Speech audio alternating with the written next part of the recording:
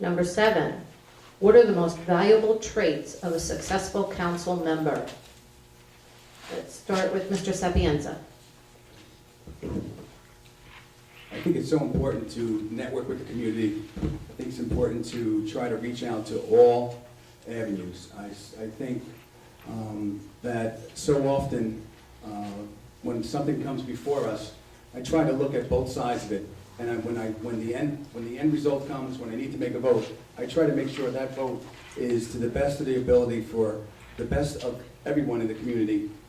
The majority, I should say, of the community. You're not going to make everyone happy, and everyone's not going to be satisfied with the decision, all the time.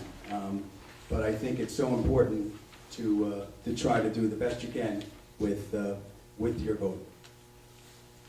Thank you. Mr. Nachumson?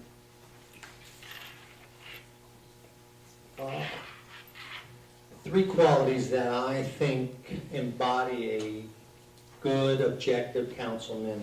What I like to say are the 3 C's: cooperation, communication, and coordination.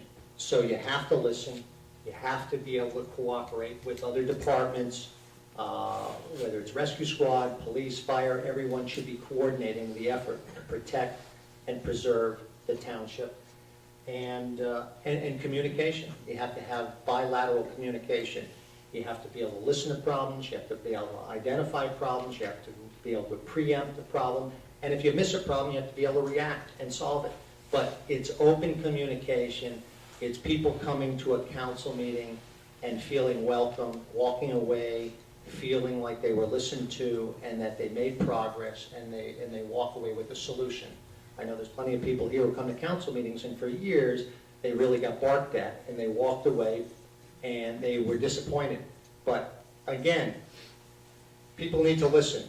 The council is a store. The customer is the taxpayer. The taxpayer comes in the door. It's the customer. You want them to continue to pay their taxes, be happy with what they're paying.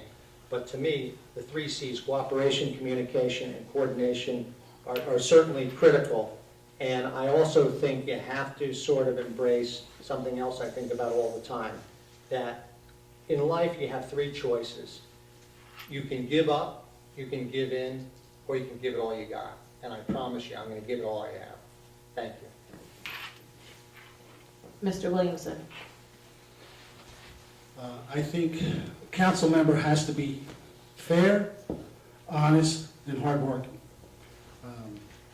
I have been doing that in this town in a number of capacities, as I read earlier, for over 20 years. I'm out there talking to residents every day.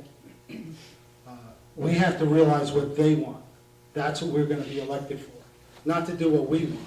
We're there to work for the people of Verona. I've talked to K-12 parents, I've talked to high school parents. They're the ones that really dictate what we're supposed to do, right? I've been up to Hillwood talking to the seniors. I've been over to Claridge talking to Claridge. There's a small town, a lot of people around. We have to make sure we talk to everyone. As far as, I've been on the baseball board for the last 8 years. I haven't had a child in the program in 10.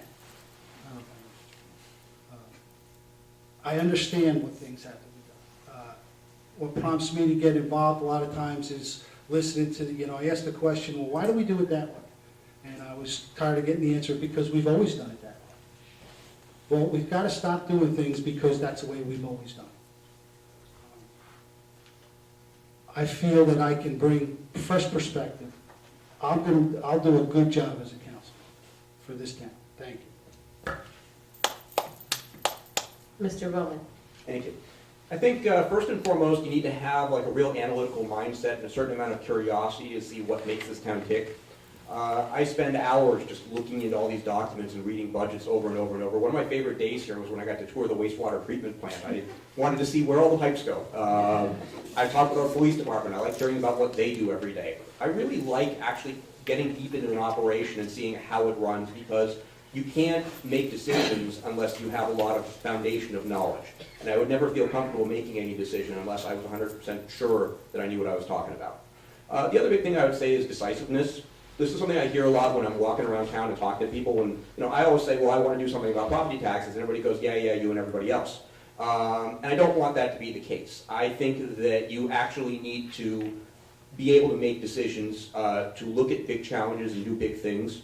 I think you need to realize that if you get a team together of people and you look at something with a viewpoint that you need to do something about it, you actually can and should do something about it.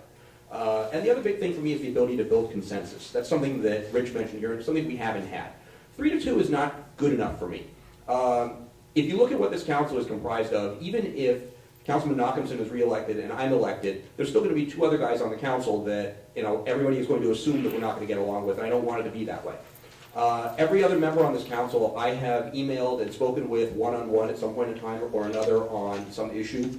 I want to try and work together with people. I don't want to have this ideological divide that you're on this side and I'm on that side, because I don't think that benefits anybody. I think we actually need to be able to meet in the middle. That's the biggest thing that we are lacking in this town, is some level of give and take. Whether it's one side or the other, we actually need to be able to find some way to compromise and figure out how we still run the town, how we keep all the things that we want, and how we also do the best that we can for our residents who are suffering the tax burden. Thank you. Mr. Sapienza?